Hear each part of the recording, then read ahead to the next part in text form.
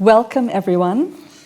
I'd like to begin by acknowledging the traditional owners of the land on which we meet and thanking the Gallery of Modern Art and Cinematèque for bringing us all together to have a conversation with the wonderful John Seale, whose last film was screened just this morning and who's here to reflect on an absolutely amazing career. I'm Jane Stadler, Professor of Film and Media Studies, and also fan of great cinematography, as I'm sure you all are, since the auditorium is absolutely full. It's really wonderful that you were able to join us, and we're delighted to have John share his stories about his career and his knowledge of his craft with us. I hope you were all watching the trailer carefully. I'd like you to think of your favourite film that John has worked on and think of some questions that you might like to ask toward the end of the conversation. But since I'm lucky enough to be here to interview John, I thought that I would start with one of my favourite films. I particularly love what I call visceral cinema. Unlike literature, which can affect us very much emotionally and intellectually, film's a very physical medium. The impact of the sound actually touches our ears and our bodies and reverberates through us. The magic of the cinematography delights our eyes, and it brings all of our senses and emotions to the screen.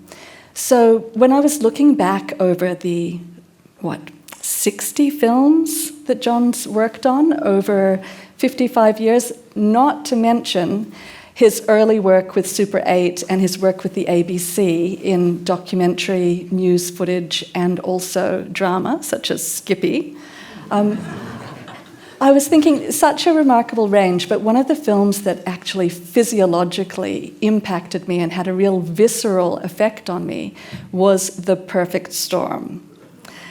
It's like being on a roller coaster at the Gold Coast. You know, your heart just drops to the pit of your stomach when those huge walls of water come at you. John, could you talk to us about the challenges of shooting something like The Perfect Storm? Good evening, or good afternoon. The whole thing is that every film is different. You approach them differently through pre-production, and the fact that the script is an entity within itself. Perfect Storm, I really wanted to do that film. I read the book about 2 years before, and I thought, gosh, if anybody's going to make that film, I'd love to be there. So I had a lovely agent in America, and I rang her and I said, hey, listen, if you hear on the grapevine if somebody's going to make The Perfect Storm, can you put my name in or something? And she said, oh, yeah, okay. And it was like 2 years later she rang and she said, are you sitting down? So I sat down and I said, yes. And she said, did you want to do The Perfect Storm? And I said, of course, yes. She said, you've got it. Wolfgang Petersen's doing it. And he said he'd like to have you do it.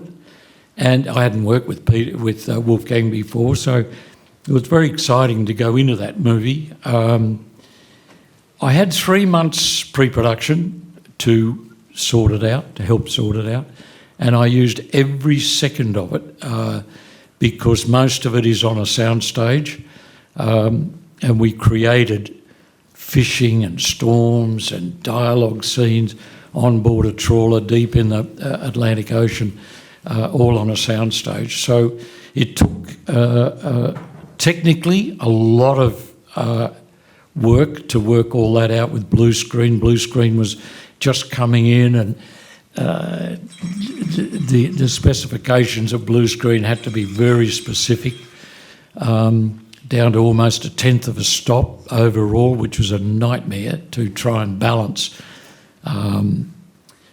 A screen that was the biggest blue screen in LA at that stage, in the world at that stage. It was 360 feet long and 60 feet high. So the technical side was a nightmare. Then there was, the normal dialogue scenes in homes and pubs and things, and on the boat at sea. So the whole logistics of the movie was a full 3 months of pre-production. So that once we got out there to shoot it, it was all worked out. And I had a great camera crew in LA. We worked out how to keep the cameras protected from water, wind.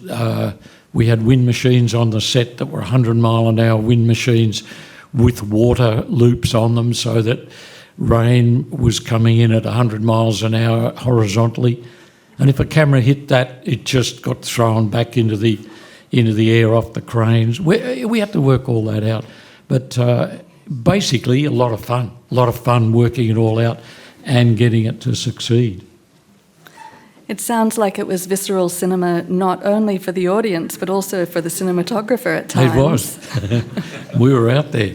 A lot of people said to me, they said, "Oh, that was tough out there in the Atlantic shooting that stuff." And I said, "Oh, it was. Sometimes our coffee spilled over." John, you won an Oscar for the remarkable film The English Patient.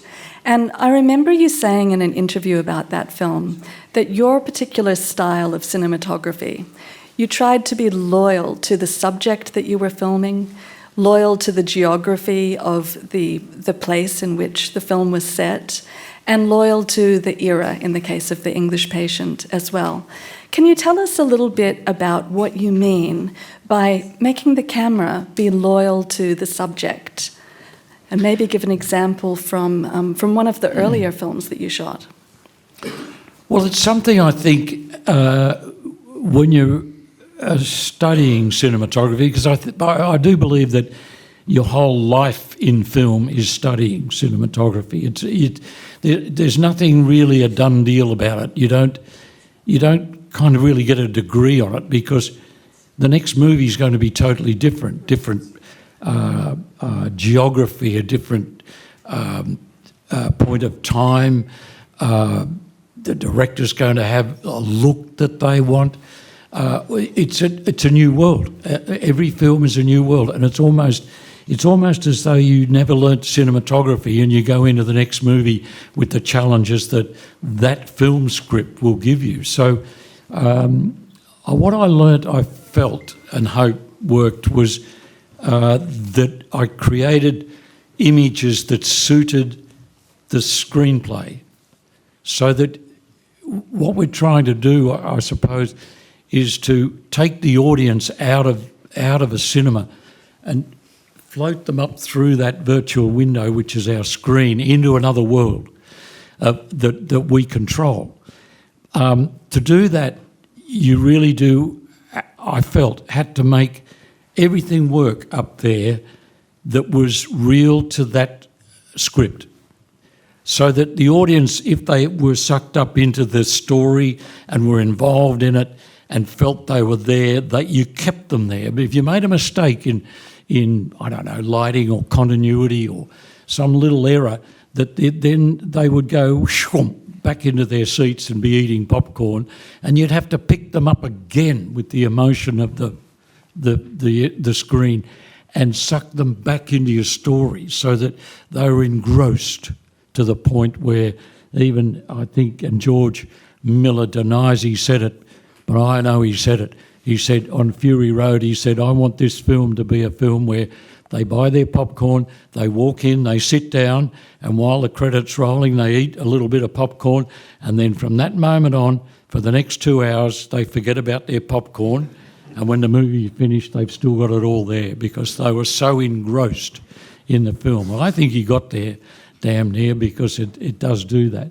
So that I felt I learnt early was that to photograph a film to the satisfaction of the screenplay, the era, the geography and all of that, to make it all correct, I suppose, would help the audience be engrossed in a film. And I worked, I think, very hard to make that the criteria that I would professionally live by. Let's talk a little bit more about crafting emotion and being loyal to the subject in terms of some of the incredible character films you've worked on. So some examples are Dead Poets Society, The Talented Mr. Ripley, Rain Man, Witness. These are fabulous films where you must have developed a really interesting relationship working with the actors in front of the camera, because it seems to me as though you make your camera see the way the character sees, see the world the way the character sees it, and even move through the world the way the character does in some of those films.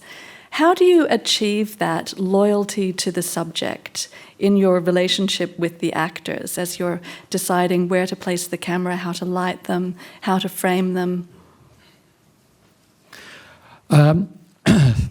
Again, it's the placing of the camera, the coverage of the scene or the film in general is one that's worked out obviously as a committee with the director and production designers and editors maybe are involved there. I always loved camera operating. In the early days, I did camera operating for some of Australia's great cinematographers in those early days when the Australian film renaissance occurred. And I stayed camera operating, whereas most of those guys went straight up into being directors of photography. I just loved the camera. I loved looking through it. I loved seeing in that little image at the end of the tube. As one cameraman said to me, "You're watching the movie. You're the only person who's watching the movie." Later, when monitors came in, of course, everybody watches the movie. But in those early days, the camera operator was the only person who could see the image that would be on the screen, and it was surrounded by black. And I used to love watching the actors strut their stuff. They're the weirdest people, you know. No, they really are, because in real life, they're one character, and then they read the script and get the part in the film, and they have to become somebody else.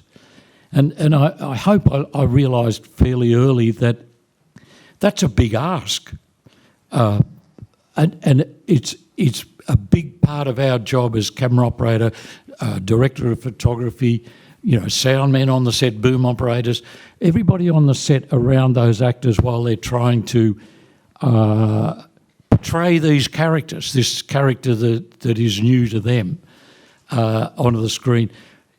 We can make that a very comfortable position for them or an uncomfortable position, whichever way you want to work. So I sort of found, I think because of early operating, that that the comfort zone of the actor had to be nurtured as much as possible. Keep them as comfortable as possible so that they can just concentrate on performing the part that they're required to do, which is the movie. And I sort of felt that it must help make a better movie if the actor is comfortable and can feel comfortable in that zone. So I worked very hard at that. And later when I started lighting as well, I stayed operating. And again, the lighting cameraman is so important to the actor. The actor's security, in a way, is that cameraman. And I learned it even on the last film with Tilda Swinton, 3,000 Years of Longing. About 2 weeks in, it was a digital film, digital negative, so I was in the DIT tent. They could call it the DIT tent. It's a digital intermediate technician. He's controlling the image, which is, shipped back to him, and he's doing things with it. And cameraman now, lighting cameramen tend to go into that tent. So now they're not related to the actor. And Tilda, I know I was doing a bit of that, but I was also operating the B camera as a cross-shoot camera. And suddenly I came back after 2 weeks of shooting, and Tilda said, "Where have you been?" And I thought, I'm in trouble already. 2 weeks in, I'm already in trouble. That's not good. And I said, Tilda, I'm up in the dit tent where we've got monitors up there. We're looking after you. We're twiddling knobs and making things, checking lighting, all that. Well, I'm not used to that, she said. I'm used to a cameraman standing right there beside the camera. She said, that's not happening? And I said, it will. You watch this. It will. So I stayed beside the camera and went off and operated B camera, of course, but stayed. And I learned out of that again, right at the end of my life in film, that is the security the actor is after. And it was hammered into me even on the last film. But I felt, I'd hoped I'd learnt it earlier, that comfort zone we need to put the actor in is controlled by basically the lighting cameraman and the camera operator. And if they can do that and keep those actors comfortable, then it must be making a better film. So I always sort of tried to strive towards that end of making a better film as a cameraman rather than good photography. I've kind of always felt that, a bad script won't be helped by good photography. That the photography maybe shouldn't have been too good. Maybe it would have balanced the... Oh, I shouldn't have said that.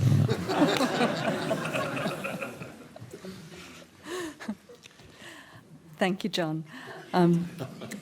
In terms of being loyal to the geography, could you tell us a little bit about some of the location shooting that you've done? You've already mentioned the amazing location shooting on The Perfect Storm, where you were out in the high seas, spilling your coffee. But you've also worked on, well, not just The English Patient and Fury Road, incredible locations, but Gorillas in the Mist. Can you tell us about one of your favourite location shoots and how you were able to make the cinematography be loyal to that location while perhaps enduring some of the challenges that location presented to you and your craft? Yes, location shooting is a challenge at the best of times. I mean, you have weather problems, obviously, they're number one. If you're exterior, which you are because you're on location generally, the directors and studios always wanted to go to the cheapest place or whatever, where they could get, like say Cold Mountain, where we were supposed to shoot in South Carolina, the whole movie, but a certain producer who's now in jail, we won't mention, said, I can't afford that, because to get 300 soldiers or extras dressed in army uniform with horses and rifles and whatever they had to have was going to cost a mozza in America. So we ended up going to Romania, where we got 250 army trainees for 3 cigarettes and a cup of warm coffee a day. And it made it a much more viable proposition to go there. But it was also old-growth forests, no fences. It was a communist country up until a few years before that. There were no fences. There were no motorbikes roaring around or little aeroplanes that camera operators owned. There was none of that going on. It was the perfect place to shoot the movie. So we went there. But it caused a whole controversy in America up to the point where the film was banned by certain aspects of the American industry because it was shot out of the country. So I was boycotted heavily about giving lectures on how the making of the film went because it was shot out of the country. And yet other films had been shot out of the country, but they didn't get boycotted. It's just a funny system that they go through. So you have all these location problems. On English Patient, Anthony Minghella, our wonderful director, had an enormous problem in his mind with the film because it jumped backwards and forwards from the post-war in Italy to the war in Italy to the prior to the war in the desert, where the love story really occurred. He was really worried in pre-production that the audience wouldn't know when they were in Italy or the desert. And it took a long time to persuade him it'd be all right, but we didn't know how to make it all right. We just said, it'll be all right, Anthony, don't worry, work it all out. He wanted to take aspects of the set in the monastery to the desert and then create thin wall sets that were painted and the painting diminished to clear so that he could be looking out in the desert and the aeroplane, and then as we panned, we slowly went into the wall and then came the monastery.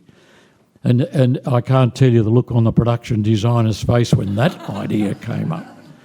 It aged him considerably. So you get all of that. In the end, it was very simple. We graded the film a little bit more yellowy golden for the desert and a little bit cooler bluer for Italy, and nobody asked any questions. But he was worried about putting, meanwhile back in the desert or meanwhile back in Italy. He was worried about supers all over the frame and whatnot. So we solved all that and went off to Tunisia and shot that all there quite comfortably and happily. Other films like Gorillas in the Mist, boy, that was a beauty. It was basically a documentary, really, and I had to gear up in my mind in pre-production that it was a documentary, and we were going to go through hell and high water of rain and gosh knows what up high in the hills there with those animals, and had to gear the camera gear for that and all the camera crew. But you just work it out in pre-production. I always found that pre-production, you literally had filmed the film in pre-production before you went out to film it. Because if you hadn't tried to analyse and find every fault or problem area and solve it in pre-production, you're not going to do it out on location. You're going to waste time, and the producer's going, what are we waiting for? Oh, the cameraman doesn't have the right lens. And that's not good for your name, I tell you, it's not good for your name. So you've got to try and cover everything you can think of as to where you're going, what you've got there, what you haven't got there, and work it out in pre-production. Sandstorms, simple thing, but if you don't gear for them, they're havoc. They wreck cameras, and, in the old days when we used celluloid film, the scratches would have been unbelievable. But if you're prepared, then you've got your sand cover bags and you've got air blowers going in to increase the pressure inside so that the sand doesn't get in. And you can keep shooting in a sandstorm because scenes are in a sandstorm. So we knew we were going to go through that on English Patient. So you try and prepare physically for every contingency that you may come up against on location. And of course you can't do that. You always run into a problem and have to try and solve it out there. But at least you're 80-90% ahead. Now, you've mentioned sandstorms and shooting on celluloid. I'd like to pick up on that and ask you to reflect back on the earlier stages of your career where everything was shot on celluloid, and what would some of the challenges or differences be between shooting an action scene or a chase scene back when you were working with Brian Trenchard-Smith or early in your career compared to when you get to Fury Road, another sandstorm, multiple camera shoot, and we've moved into the digital era. So how has the digital revolution really changed your craft as a cameraman? In a word, it's an amazing change. It's absolutely amazing. Take, for example, say BMX Bandits, when Brian wanted to make that, and he wanted to put cameras on the back wheel of the little bicycles, BMX bikes. All we had were wind-up IMO cameras, really, that were small enough to be rigged on the back of a little bicycle, and the balance, they were quite heavy, and the balance was quite awful for the kids. But they rallied, they got used to it and trained and practiced with the extra weight on the back or the front or wherever we were going to put these cameras. But everything was, in those early days, was heavy big cameras, celluloid cameras that really made it difficult, and the challenge to get quite, in that period, say, unique action angles and shots to enhance that action, and Brian was a big one to do that, was quite a challenge. But we had a great mob of blokes back then that would rally to any challenge. Grips, electrics, all rallied to that, and how we can do that, we'll just go down to Bunnings and get something to bolt it on the back, which we did, and it all worked quite well for that era. The digital revolution is extraordinary. I mean, the cameras now you can hold in one hand, and they're 6K resolution, which is more than enough you need for a cinema. You can use your iPhone nowadays, really, but nobody does that in a way. But, on Fury Road, we were lucky to get the Araflex M's, I think they were, that came off the Bond film, and they were developed for the Bond film. And Roger Deakins had just finished with them, I think it was, and he gave them to us, and we used them on Fury Road. They were fantastic. They're hidden behind the driver's seat, so we could get fantastic shots of the girls in the back at a great angle, hidden behind. Well, you couldn't do that a few years ago with Wild Arries with 400-foot load magazines on the top.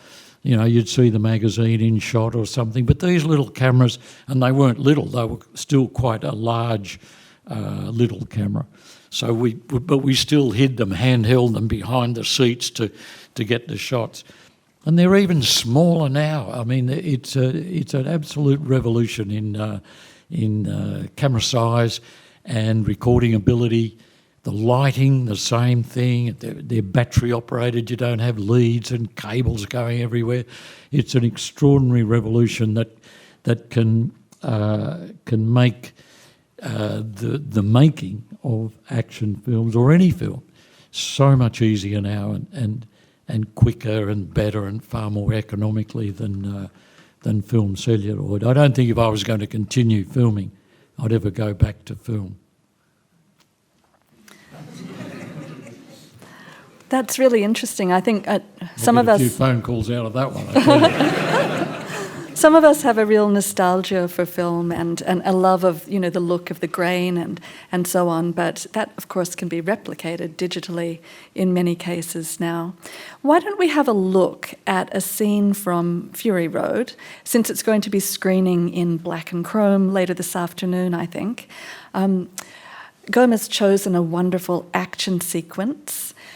Let's have a look at that, and then maybe you can talk to us about the challenges of filming that particular scene and how you manage to get coverage so that the editor can be, your best friend instead of your worst enemy, and how you manage to keep the audience oriented across such a chaotic sequence.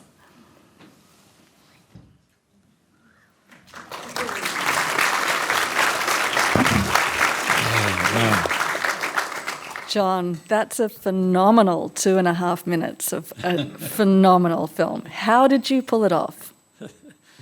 Well, I didn't. That's an amazing combination of one heck of a lot of departments, as you can imagine. George is a very interesting man. He's a very, very interesting filmmaker, to say the least. But George works on storyboards, and that whole movie was storyboarded. I think it was about 2,850 frames, something like that. And they didn't have a script. So when I went on board replacing the great Dean Semler, who had to go to America, amicably parting, and I was asked to take over, I asked to see a script, and they said, we don't have one. You go up to the conference room, and the storyboards start in the top left there, and they'll go right round the room and finish in the bottom right down there. Well, I got to about a metre in from this end, and I couldn't understand the film at all. So I was working on the storyboard. And George was I said to George at one stage, coming on late, I said, now, George, how gospel "Are the storyboards?" And he said, "Very." I said, "Okay, good." So then I knew where I stood, that one camera would be doing the storyboard. So you could always refer to the storyboard, and that was the truth in the making of the film. I could then add, and it took a long time. It took 6 weeks in the shoot to convince George to use other cameras. And I'd get out of the car every morning. He'd pick up Guy Norris and the first AD, PJ, and myself and George, and we'd all drive out in the car and for an hour and talk about the day's shoot. Generally, we'd talk about other things other than the shoot, which annoyed PJ immensely. But once we got there, George would then relate to the storyboard, and the A camera would always go in where the storyboard's going. So for 6 weeks, I thought, I've got B, C, D and E cameras waiting. And every time I'd get out of the car and I'd say to George, "I'll set the other cameras up today, George. We'll get those working." "Oh, I don't think so, Johnny. I think, we've got the scene to do this morning and the A camera can cover that and that. And this afternoon we've got and we'll cover that. No, I think we're all right." And I'd say, okay. So we'd shoot for the day, and I'd be very frustrated because I could see what I thought were a lot of lovely cutaways that we could be getting. So after 6 weeks, I got out of the car and I changed my tone. And I said, "George, I'm setting the other cameras up today, B, C, D and E. And I'm setting them up today." "Oh, okay, Johnny. Okay, if you think we can get something, we can get something, George, don't worry." And so after that, we had 4 or 5 cameras going the whole time. And he was very gracious at the very end of the film, talking about it, that those cameras saved a lot of money, because in the edit, if they had a problem and wanted to cut away to something, it was there, and that in itself paid for it. So all of that is only a small part and parcel of what went on up there. I forget all the statistics, but 85 to 90% of that scene, no trucks are moving. All the trucks are stopped.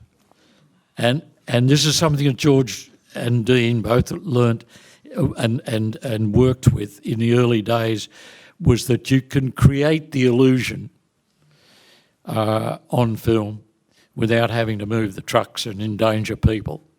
So the biggest percentage of all that shooting, nothing's moving. It's all done on Steadicam on the ground or handheld up on the trucks. We were all up on the trucks, and we're supposed to be doing 80 kilometres an hour across the desert, and we're not. But, we didn't spill the coffee.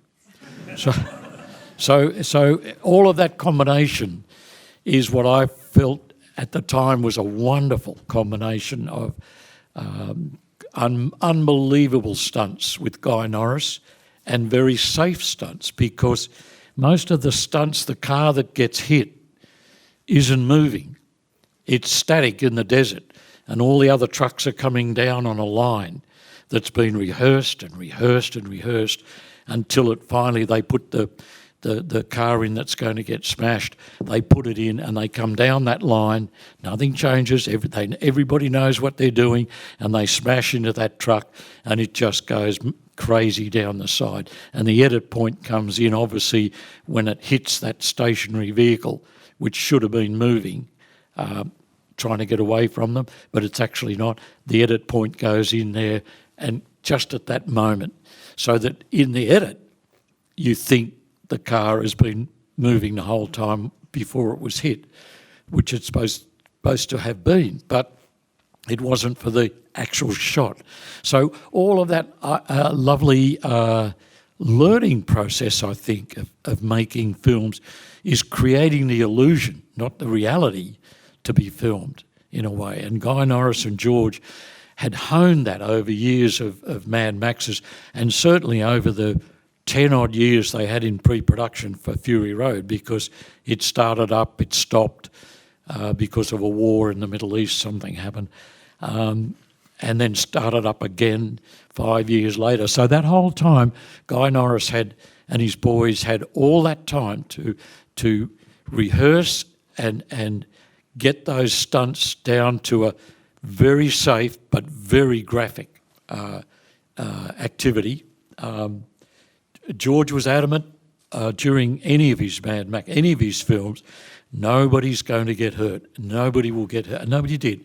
The only two people who got injured were stuntmen who went out on a Sunday, borrowed some motorbikes, and went roaring around the Namibian desert, and went off the top of a sandhill, and there was nothing underneath them.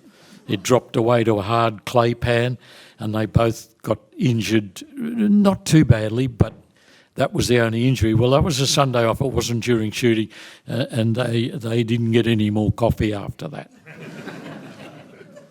No coffee for you guys. So that was the only accident that happened out of all of that.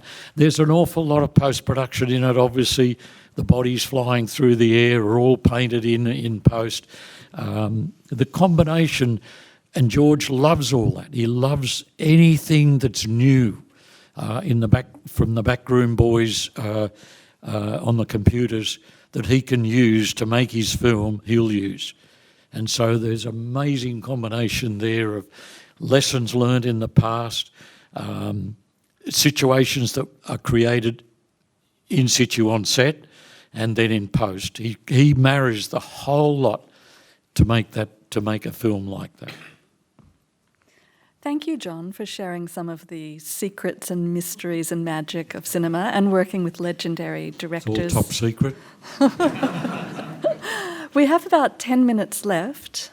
I wonder if anybody in the audience has been thinking about questions they might want to ask about their favourite, not George Miller films or Peter Weir films, but John Seale films. No hard questions now. Okay, I've got somebody just here. While you're going through that massive process and you're doing all this amazing filming and stuff, how do you keep track of the story and the intent of the filming that you're doing? So the question is, how do you keep track of the story and the intent of the film that you're doing in amidst a big production like that? Well, going back to the massive pre-production, I do spend a lot of valuable time in pre-production, and that locks in with the other departments as well, so that we're all on the same track as we go out and start rolling cameras. And then after that, it's a matter of every night reading up on what you're doing the next day, bringing back memories of production meetings in pre-production or testing or whatever, all comes to the fore for the next day's shoot. So you never lose track of all of those pre-production thoughts that are basically agreed to by all the departments and the director, and then go out and do it. And obviously you have to be ready then for any changes. Working with one director in America was the most amazing experience I've ever had, because at the end of the day I'd say, now Jim, the scene written is in the kitchen. Are we shooting that in the kitchen? Yeah, we'll shoot that in the kitchen. Can we do a quick walkthrough before you leave? We'll put a camera here, we'll bring them in and have one there to do, because I always work with multiple cameras, but have one there to cover that, close up once they've, and then maybe another one there to cover that too. Okay, I'll set those up in the morning. So we'd set those up in the morning and get the A camera in, the B camera in, C camera in with stand-ins. They're all on time. Jim's late again. That's okay. Jim walks in and says, "What do you got the cameras in the kitchen for?" And I'd say, "Just a weird thought I had, Jim." And he'd say, "No, this scene's out under the umbrella in the backyard." And I'd say, "Of course it is, I'm sorry." Okay. Off we'd go outside and shoot it outside. That was fun. An unexpected answer to how you keep track of the intent of the director there. I won't tell you Jim's name. We'll be guessing. Could it be a James, perhaps? It was more a James. In the red T-shirt, right in the middle there. How do you go from working on low-budget films to working in Hollywood? How did you move from working on low-budget films in Australia to breaking through into the Hollywood film industry? Best thing that ever happened. The low-budget films in Australia were the best training ground you could ever get. When I went across over with Peter Weir to do Witness, it was actually Mosquito Coast first up. And we went to Belize. I went through LA with Reggie Garside, the gaffer, and we booked up all the grip gear, camera and electrics gear, and went down into Belize. We did all the surveys down there, and then they pulled the money. And it was back in that era when a production manager would walk up to you and he'd say, "Hey fellas, just want to say something," and he'd reach into his back pocket, pull the wallet out, which is a very thick wallet, and he'd start peeling $100 US bills out, and he'd say, "There's your money, there's your tickets, get out of here. Back to Australia, the film's bombed." So we got on planes and went back to Australia. And then 6 weeks later, Peter rang and he said, "I've got another film in Pennsylvania and it's got Harrison Ford in it, and it's a cop movie, and can you do it?" I said, "Of course I could do it." "Yep." So I went over and did that. But the training for early... And it was an era when America was still in the one camera, prime lens, geared head type of syndrome. And our low budgets had moved into cheaper gear, like hydraulic heads. Zooms had started to come in, and I loved the zooms, and so I went on to Witness with Peter, luckily with Peter, or an Australian director, and was able to use this gear because it was quite alien to the American. The camera crews went, "What do you mean we haven't got a geared head?" And I said, "Well, we don't need one, and I'll be operating with a zoom, and I want to be able to operate the zoom because in those days you didn't have these lovely electronic controls." So I took all that attitude of the low budget, make a good movie with nothing, basically. I went from doing a tracking shot sitting in an apple box on a plank of wood that was lubricated with the lunchtime salad oil dressing to Fisher dollies and things like whoo. Only seen those in photographs. So it was quite a marked change. But the advantage I had was a mindset advantage that directors over there couldn't handle in a way, because it was like I was able to shoot. The Australian technician knew more about photography than the American. I'll get bombed here. We all were, colour temperature meters to read the colour temperature of whatever, the lights or the sunset or the ambient or whatever, and balancing that with filtration in the camera. And I went over there, and the New York camera crew, lovely guy, since passed away, but he was a fabulous guy. And he said, "What is that?" I said, "Bruce, it's a colour temperature meter." And he went, "What does it do?" I thought, we're in America? And you don't know what a colour temperature meter does? I couldn't believe it. And I used it, and they'd all stand there saying, "I don't know what he's doing, but he's reading the colour." Things like that happened. And our training ground was sensational, I've got to say, in Australia. Our laboratories worked closely with the Kodak or the film negative makers, and they balanced the lab temperatures and all that stuff, all that technical stuff.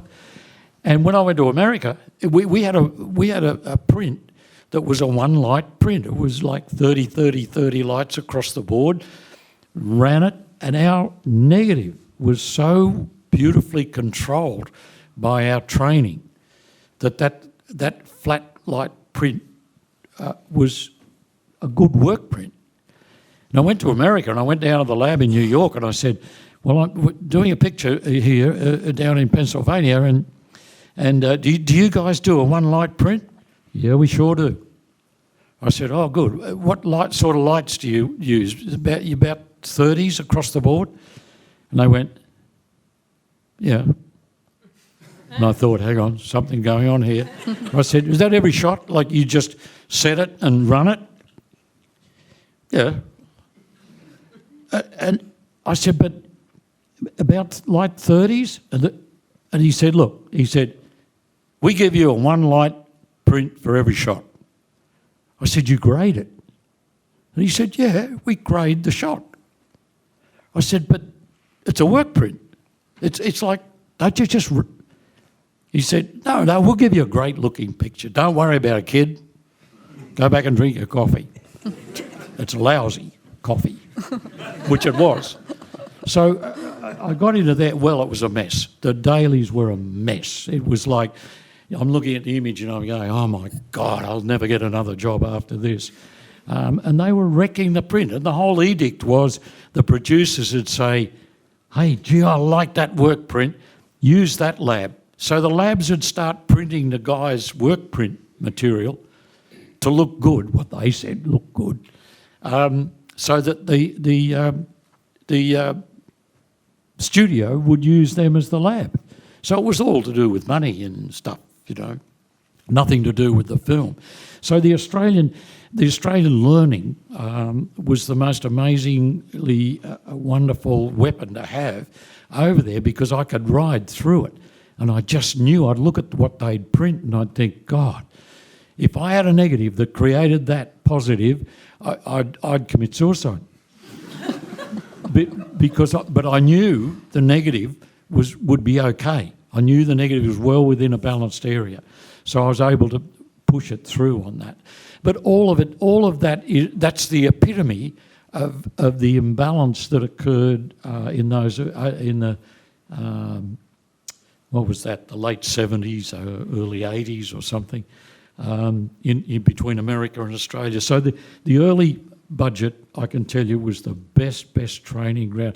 It taught us speed. The American couldn't believe how fast we worked, Peter and I on Witness, and then later on Dead Poets Society and whatever else we did. They couldn't believe the speed. Really, producers would come down at the end of the film and say, you guys don't know what you've done, because, you know, by shooting, I think it was an average of 20 setups a day with one camera then on Dead Poets Society. 20 setups a day. He said, nobody does that in America and puts out a movie of that quality. And that was low budget training. Well, John, thank you for helping to improve the Hollywood film industry, and thank I'm you only for trying to improve the coffee. And thank you for your time today. Please, everyone, join me in thanking John Seale.